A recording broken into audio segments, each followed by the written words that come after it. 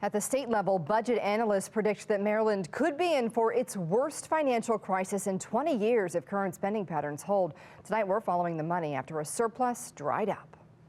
When Governor Larry Hogan left office last year, he left his successor with a $5 billion budget surplus. His hope was the state's $3 billion rainy day fund and $2.5 billion structural surplus wouldn't go to waste. It would be a mistake for the legislature to use its newly expanded budgetary power to return to the old habits of raiding the rainy day fund or recklessly spending down the surplus. But now the state's own budget analysts projecting by the end of next year, Maryland will be in a $300 million budget shortfall, which balloons to $2.7 billion in 2026. By 2030, the deficit is predicted to be nearly $6 billion. That is the largest gap that we have seen in the last 20 years. It is a more significant gap than we saw during the Great Recession, so this is a significant challenge. David Romans with the Department of Legislative Services pointed to the economy as well as Medicaid costs and education funding under the Kerwin plan.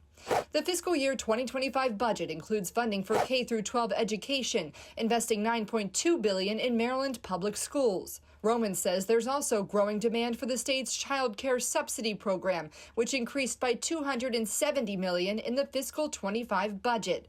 But where else is the money going? $13 million in additional state funding will support growth of the state's new service year option. $4 million will fund DJS to expand Thrive Academy. $90 million will support implementation of the state's climate pollution reduction plan. There's big things like his environmental agenda, which is going to cost $1 billion a year extra. But then there's small things where he created this Department of Service and Civic Innovation. Now, this is, tens of millions of dollars a year, but this is going to go on in perpetuity. So this is an agency that's probably going to expand and spend more money. So that's why this deficit, this structural deficit, is really on the shoulders of Governor Moore. Taxpayer advocate David Williams says the state didn't prepare for this looming shortfall, but should have seen it coming. Governor Hogan left the state in a really good financial situation with the $5 billion surplus, and that has been squandered.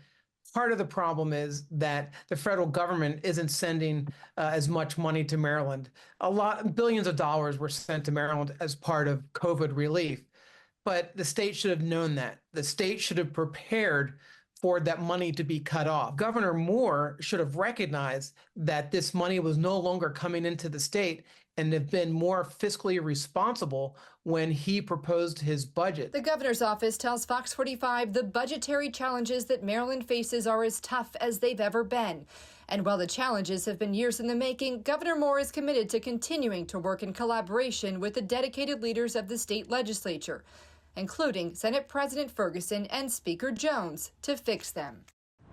I'm Kai Jackson. Thank you for watching. Here's another video to watch. Also, please take a moment to subscribe to our channel.